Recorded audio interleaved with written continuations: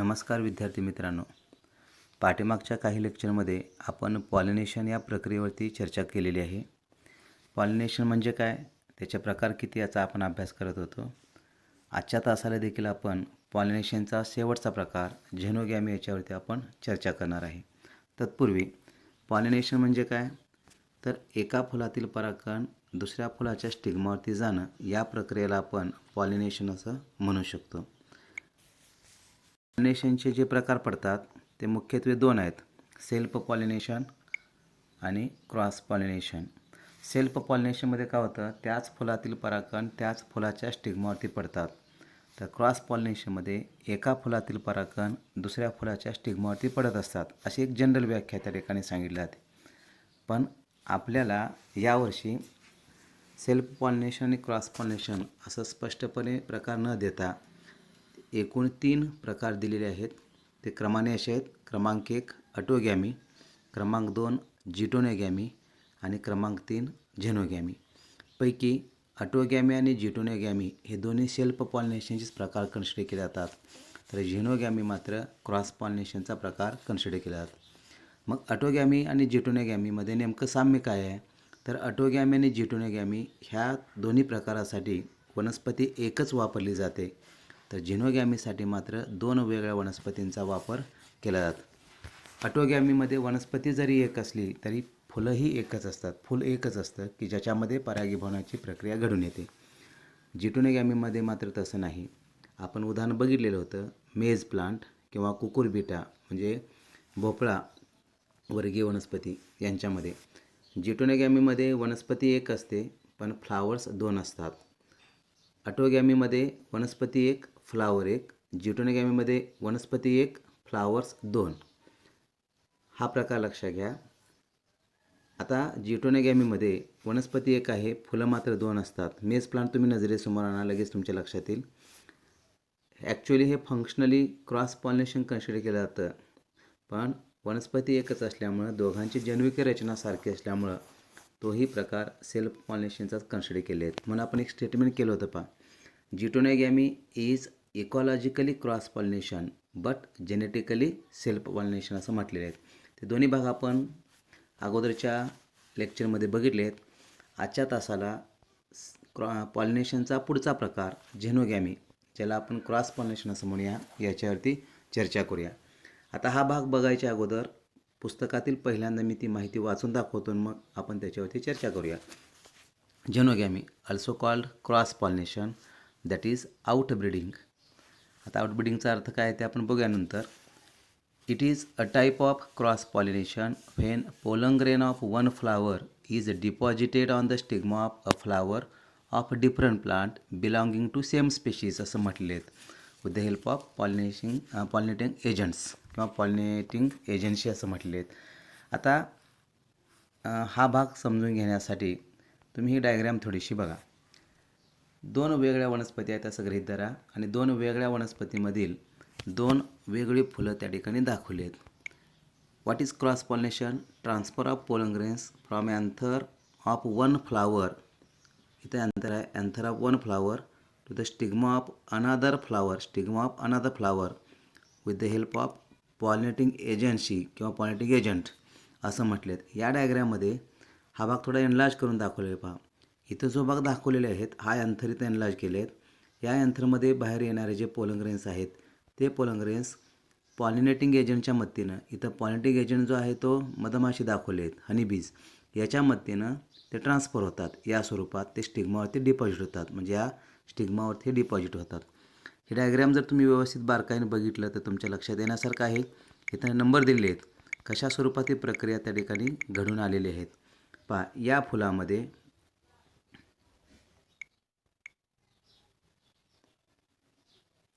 एक नंबरचा जो भाग आहे तो काय, स्टेमन्स आहेत. 2 नंबर जो भाग दाखवला आहे तो पॉलिनेटिंग एजंट म्हणजे मधमाशी दाखवले आहेत. ज्यावेळेस मधमाशी या फुलाला व्हिजिट करते म्हणजे भेट देते मध गोळा करण्यासाठी वगैरे, त्यावेळेस त्यांच्या पायाला किंवा शरीराला हे पोलन ग्रेन्स चिकटतात आणि मग ही मधमाशी जेव्हा एका फुलातून दुसऱ्या फुलाकडे जाते, म्हणजे नंबर 2 काय दाखवलेत, मेकॅनिझम दाखवलेत, आणि 3 नंबरला हा जो स्टिग्मा दाखवले आहेत, ज्यावेळेस हे या फुलाकडे येतात तेव्हा या मधमाशीच्या पायाला किंवा शरीराला किंवा पंखाला जे परागकण चिकटलेले असतात ते स्टिग्मा या ठिकाणी रिसिव्ह करतात. अशा स्वरूपात पॉलिनेशन ही प्रक्रिया घडून येते. महत्त्वाचा पॉईंट काय लक्षात घ्यायचा, झेनोगॅमी ही प्रक्रिया सेम स्पेशीजमध्ये घडून येते. आता ह्या दोन फुलांची रचना जर तुम्ही बघितली तर दोन्हीच्या दोन्ही फुलं दिसायला सारखी आहेत. म्हणून वनस्पती दोन आहेत पण स्पेशीज एक आहे. उदाहरणार्थ, दोन जास्वंदीच्या वनस्पतीमध्ये होणारी परागीभवनाची प्रक्रिया ह्याला आपण झेनोगॅमी म्हणू शकतो. स्पेशीज सारखा असायला पाहिजे. एक वनस्पती जास्वंदीची असेल आणि दुसरी वनस्पती जर आंब्याची असेल तर त्यांच्यामध्ये पॉलिनेशन प्रक्रिया सक्सेस होत नाही. पण दोन आंब्याच्या वनस्पतीमध्ये होऊ शकते किंवा दोन जास्वंदीच्या वनस्पतीमध्ये होऊ शकतात. दोन जास्वंदीच्या वनस्पती म्हणजे स्पेशीज एक आहे, दोन आंब्याच्या वनस्पती म्हणजे देखील स्पेशीज एक आहे असा अर्थ त्या ठिकाणी घ्यायला पाहिजे. आता पुढचा भाग बघा. Majority of flowering plants depends on the transfer of pollen grains. Virtually all seed plants need to be pollinated. म्हणजे ज्या वनस्पतीमध्ये बिया तयार होतात त्यांच्यामध्ये परागीभवनाची प्रक्रिया होणं आवश्यकच असते. मग ते सेल्फ पॉलिनेशन असो किंवा क्रॉस पॉलिनेशन असू देत. पण यातील ज्या वनस्पतीमध्ये फूड किंवा फायबर क्रॉप्स म्हणून आपण ज्यांचा विचार करतो त्यांच्यामध्ये प्रामुख्यानं क्रॉस पॉलिनेशन ही प्रक्रिया घडून येते. Most of the food and fibre crops grown throughout the world depends upon pollinators for reproduction. हा प्रकार बघा. आता दोन वेगळ्या फुलामध्ये होणारी प्रक्रिया, वनस्पती वेगळ्या असणार आहेत पण स्पेशीज एक आहे. इथं जनरल पॉईंट तुम्ही लक्षात घेऊ शकता. याही उदाहरणामध्ये क्रॉस पॉलिनेशन एक्सप्लेन केलेले आहेत. पहा, दोन ॲरोज दाखवलेले आहेत. उदाहरणार्थ, या फुलातील जर आपण विचार केला तर इथं तयार होणारे पोलन ग्रेन जे आहेत म्हणजे अँथरवरती तयार होणारे पोलन ग्रेन्स या मार्गानं या ठिकाणी ह्या स्टिग्मावरती पडतात. हा झाला क्रॉस पॉलिनेशन. किंवा दुसऱ्या फुलातील इथले अंतर जे आहेत ते या मार्गाने या ठिकाणी या फुलाच्या स्टिग्मावरती पडतात. याला आपण क्रॉस पॉलिनेशन असं म्हणू शकतो. पण ही प्रक्रिया घडून येण्यासाठी कंपल्सरी कुठल्या ना कुठल्या एजंटची आवश्यकता असते. मग ते अबायोटिक एजंट असू शकतात किंवा बायोटिक एजंट असू शकतात. अबायोटिक अजैविक घटक म्हणजे वारा आणि पाणी यांच्यामार्फत परागीभवनाची प्रक्रिया जर होत असेल तर त्यांना अबायोटिक एजंट्स आपण असं म्हणूया. पण सजीवांच्या मदतीनं जर होत असेल म्हणजे कीटक म्हणजे इन्सेक्ट किंवा बर्ड्स किंवा बॅट अशा स्वरूपात जर सजीवांच्या मदतीनं परागीभवनाची प्रक्रिया होत असेल तर त्याला आपण बायोटिक एजन्सीज असं म्हणूया. क्रॉस पॉलिनेशनसाठी कुठल्या ना कुठल्या प्रकारच्या एजन्सीची आवश्यकता असतेच. आता हे उदाहरण बघा. क्रॉस पॉलिनेशनमध्ये जास्वंदीचं आपण एक उदाहरण घेतलेले आहेत, चायना रोज किंवा त्यालाच हिबिस्कस रोझा सायनेन्सिस असं म्हटलं जातं. या डायग्राममध्ये जेव्हा असे फ्लावर्स मॅच्युअर होतात तेव्हा हा जो वरचा भाग आहे तो स्टिग्माचा पोर्शन असणार आणि हा जो पोर्शन आहे एवढा पूर्ण पोर्शन जो आहे तो अँथरचा आहे म्हणजे अँड्रोशियम हा वरला पाहायला मिळतो.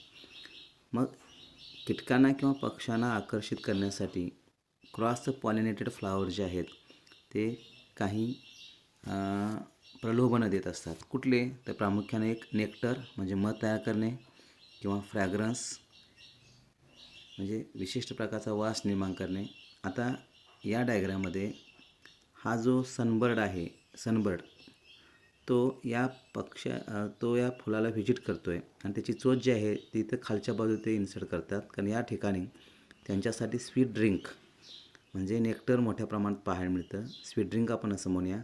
तो पक्षी घेत असताना याच्या पंखाला किंवा पायाला किंवा ह्याच्या हालचालीमुळे हे परागकण जे आहेत ते ह्याच्यावरती डिपॉझिट होतात आणि हा पक्षी जेव्हा दुसऱ्या फुलाला व्हिजिट करतो तेव्हा दुसऱ्या फुलातील स्टिग्मा जे आहेत हे सगळे पोलनस काय करतात रिसिव्ह करतात दुसऱ्या फुलामध्ये मात्र. आणि अशा स्वरूपात क्रॉस पॉलिनेशन ही प्रक्रिया घडून येते. तर हे एक उदाहरण दिले आहेत की ज्याच्यामध्ये सनबर्डच्या मदतीनं ही परागीभवनाची प्रक्रिया जास्वंदीमध्ये पाहायला मिळते. दुसरे एक आहे भुंग्याच्या मदतीने किंवा मधमाशींच्या मदतीने देखील यांच्यामध्ये परागीभवनाची प्रक्रिया घडून येते. आता हा भावा अशा स्वरूपात तीच डायग्रॅम जी आहे ही जी डायग्रॅम आहे ती या व्ह्यूमध्ये घेतली आहेत आणि टॉप व्ह्यूनी जर तुम्ही बघितलात तर ह्याचा जो प्रोबॉसिस आहे म्हणजे पुढचा जो पोर्शन आहे जो जे बिग रिजन ते आतमध्ये इन्सर्ट करून ज्यावेळेस येथील ड्रिंक्स घ्यायला सुरुवात करतात स्वीट ड्रिंक्स ज्याच्यामध्ये शुगरचं प्रमाण वगैरे जास्त असतं या स्वरूपात यावेळेस ह्यांच्या हालचालीमुळे इथले पोलन ग्रेन्स याच्या पायाला किंवा पंखाला किंवा शरीरात अटॅच होतात आणि मग दुसऱ्या फुलामध्ये गेल्यानंतर ही परागी बनण्याची प्रक्रिया घडून येते. आता इथं दुसरं एक उदाहरण आहे. जास्वंदीमध्येच फुलपाखराच्या मदतीनं परागी बनण्याची प्रक्रिया कशी घडून येतात ही एक डायग्राम दाखवली आहेत. म्हणजे या ठिकाणी बटरफ्लाय जो आहे हा देखील पॉलिनेटिंग एजंट म्हणून काम करतो. बटरफ्लाय किंवा बर्ड्स असतील किंवा हनी बीज असू शकतात, अशी वेगळी उदाहरण त्या ठिकाणी आपल्याला देता येतात. त्याच्यानंतर हे देखील बघा, हे फुलपाखरांच्या मदतीनंच आपल्याला परागी बनण्याची प्रक्रिया कशी घडून येते हा भाग दाखवले आहेत. त्याच्यानंतर पुढची डायग्राम आहे. लक्षात आलं असेल तुम्हाला, झेनोगॅमी म्हणजे काय, दोन वेगळ्या वनस्पती असायला पाहिजेत, दोन्ही एकाच स्पेशीचे असायला पाहिजेत आणि त्यांच्यामध्ये जर पॉलिनेशन होत असेल तर त्याला आपण क्रॉस पॉलिनेशन म्हणूया. यासाठी मात्र पॉलिनेटिंग एजंटची आवश्यकता असते. त्याला आउटब्रीडिंग असं म्हटले आहेत. आउटब्रीडिंग म्हणजे काय, वनस्पती वेगळ्या आहेत, एका वनस्पतीतील फुलातील परागकण दुसऱ्या वनस्पतीच्या फुलातील स्टिग्मात डिपॉझिट होतो, त्याला आउटब्रीडिंग असा शब्द वापरायचा. जर वनस्पती एकच असेल आणि त्याच फुलातील परागकण जर त्याच फुलाच्या स्टिग्मावरती किंवा एकाच वनस्पतीच्या दोन वेगळ्या फुलामध्ये जरी परागी होण्याची प्रक्रिया होत असेल त्याला आपण सेल्फ पॉलिनेशन किंवा इनब्रीडिंग असं म्हणे. इनब्रीडिंग म्हणजे त्यांच्यामध्येच प्रक्रिया घडून येणे. आउटब्रीडिंग जर असेल म्हणजे दोन वनस्पती वेगळ्या असतील तर त्यांच्यामध्ये जेनेटिक व्हॅरिएशन्स पाहायला मिळतात आणि त्यांच्यापासून तयार होणाऱ्या वनस्पती किंवा प्रोजेनी जे असतात ते स्ट्रॉंगर असतात, हेल्दी असतात आणि म्हणून निसर्गामध्ये सेल्फ पॉलिनेशनपेक्षा म्हणजे ऑटोगॅमी किंवा जिटोनोगॅमीपेक्षा झेनोगॅमी म्हणजे क्रॉस पॉलिनेशन हे मोठ्या प्रमाणात आपल्याला पाहायला मिळतं. हा आपला पॉलिनेशनवरती आधारित चौथा व्हिडिओ आहे. समरीसाठी एक डायग्रॅम या ठिकाणी दाखवले आहेत. म्हणजे तिन्ही प्रकार एकाच डायग्रॅमच्या मदतीनं आपल्याला एक्सप्लेन करता येतात. म्हणजे ऑटोगॅमी कशाला म्हणायचं, जिटोनोगॅमी कशाला म्हणायचं आणि झेनोगॅमी कशाला म्हणायचं हे तुम्ही ह्या डायग्रॅमच्या मदतीनं बघू शकता. त्यातला पहिला प्रकार आपण ऑटोगॅमीचा विचार करूया. ऑटोगॅमीलाच सेल्फ पॉलिनेशन पर्टिक्युलर असं म्हटलं जातं. जरी जिटोनोगॅमी हा सेल्फ पॉलिनेशनचा प्रकार कन्सिडर केला असला तरी नॉर्मली ऑटोगॅमी म्हणजे सेल्फ पॉलिनेशन असं जनरल विधान घेतलं जातं. आता ह्या डायग्रॅममध्ये या फुलाच्या बाबतीत तुम्ही बघा, म्हणजे हे पहिलं फ्लावर, हा एवढाच भाग तुम्ही बघा व्यवस्थित. याच्यामध्ये सेल्फ पॉलिनेशन असं लिहिलेले आहेत किंवा त्याला तुम्ही ऑटोगॅमी म्हणू शकता. कशाला म्हणायचं, एका फुलातील त्याच फुलातील परागकण त्याच फुलाच्या स्टिग्मावरती डिपॉझिट होतात, त्याला आपण ऑटोगॅमी असं म्हणूया किंवा सेल्फ पॉलिनेशन म्हणूया. मग दुसरा जो प्रकार आहे, वनस्पती एक, फ्लावर जर दोन असतील तर त्याला जिटोनोगॅमी असं म्हटले आहेत, बरोबर आहेत. तर आता ह्या दोन फुलाकडं लक्ष द्या. ही जी दोन फुलं आहेत ह्या दोन फुलांकडं लक्ष द्या. एकाच वनस्पतीमध्ये असणारी ही दोन फुलं आहेत. हा भाग इथं काय झाले आहेत, या फुलातील परागकण, इथं काय झालं, परागकण दुसऱ्या फुलाच्या स्टिग्मावरती डिपॉझिट होतात, पण वनस्पती मात्र एकच आहे, एकच वनस्पती आहे, म्हणून याला आपण जिटोनोगॅमी सेल्फ पॉलिनेशन दुसरा प्रकार म्हणूया.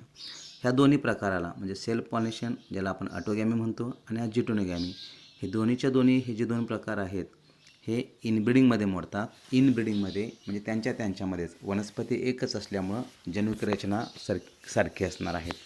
त्याच्यानंतर तिसरा जो प्रकार आहे ज्याला आपण क्रॉस पॉलिनेशनचा प्रकार झेनोगॅमी किंवा आउटब्रीडिंग असं म्हणूया. आता ह्या डायग्रॅममध्ये ही मुख्य एक वनस्पती आहे, इथं दाखवली ही एक वनस्पती आहे, ही एक वनस्पती आहे, ही एक वनस्पती, एक मिनिट हा.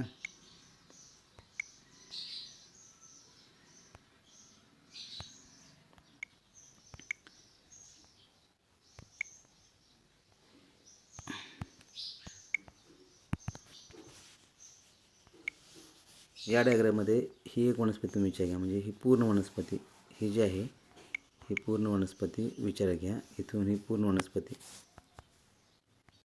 काय झालं बरं, हां, ही वनस्पती जी आहे ती एक वनस्पती आहे आणि दुसरी ही एक वनस्पती दाखवली आहेत, ही वनस्पती जी लहान फुलांनी दाखवली आहेत, हा भाग. तर ह्या दोन फुलामध्ये प्रक्रिया घडून येते. या फुलातील परागकण या दुसऱ्या फुलाच्या स्टिग्मात डिपॉझिट होतात, पण वनस्पती वेगळे आहेत. नंबर 1 आणि नंबर 2 अशा दोन वनस्पती आहेत. पहिल्या वनस्पतीतील एका फुलातील परागकण दुसऱ्या वनस्पतीच्या स्टिग्मावरती जाऊन पडतात. ह्या दोन्ही फ्लावर दिसायला सारखे आहेत, म्हणजे स्पेशीज एकच आहे, जसं दोन चायना रोज प्लांटचा आपण विचार करतो. तर ह्या प्रकाराला आपण क्रॉस पॉलिनेशन किंवा त्यालाच झेनोगॅमी असं म्हणूया. अशा स्वरूपात पॉलिनेशनचे तिन्ही प्रकार ऑटोगॅमी, जिटोनोगॅमी आणि झेनोगॅमी हे तिन्ही प्रकार आपण अभ्यासले आहेत. समरीमध्ये काय लक्षात घ्यायचं, ऑटोगॅमी आणि जिटोनोगॅमीसाठी वनस्पती एकच लागते, तर झेनोगॅमीसाठी वनस्पती 2 लागतात. हा एक भाग झाला. त्याच्यानंतर ऑटोगॅमीमध्ये वनस्पती 1, फ्लावर 1, जिटोनोगॅमीमध्ये वनस्पती 1, फ्लावर्स 2, तर झेनोगॅमीमध्ये 2 वनस्पती लागतात आणि 2 वनस्पतींच्या वेगळ्या फुलामध्ये परागीभवनाची प्रक्रिया घडून येते. ऑटोगॅमी आणि जिटोनोगॅमी वनस्पती एकच असल्यामुळे त्यांच्यामध्ये होणारी परागीभवनाची प्रक्रिया त्याला सेल्फ पॉलिनेशन किंवा इनब्रीडिंग तुम्ही म्हणू शकता, कारण दोघांची जनुकी रचना सारखीच राहणार आहे. पण दुसरा प्रकार झेनोगॅमी ह्याला आपण क्रॉस पॉलिनेशन म्हणतो. जनुकी रचना वेगळी असणार आहेत आणि म्हणून त्याला आउटब्रीडिंग असं म्हटलं जातं. अशा स्वरूपात या चॅप्टरमधील पॉलिनेशन हा पॉईंट जो आहे तो आपण अतिशय डिटेलमध्ये बघितले आहेत. एकूण 4 व्हिडिओ झालेले आहेत. हा 4था भाग जो आहे तो शेवटचा पॉईंट पॉलिनेशनमधील. याच्यानंतर मी काय करतो, 4च्या 4 व्हिडिओ जे आहेत तुम्ही पुन्हा एकदा ऑब्झर्व करा, सिक्वेन्शियल बघा, म्हणजे पूर्ण कन्सेप्ट त्या ठिकाणी क्लिअर होतील. पुढचा भाग आपण नंतर कंटिन्यू करूया. तोपर्यंत नमस्कार, धन्यवाद.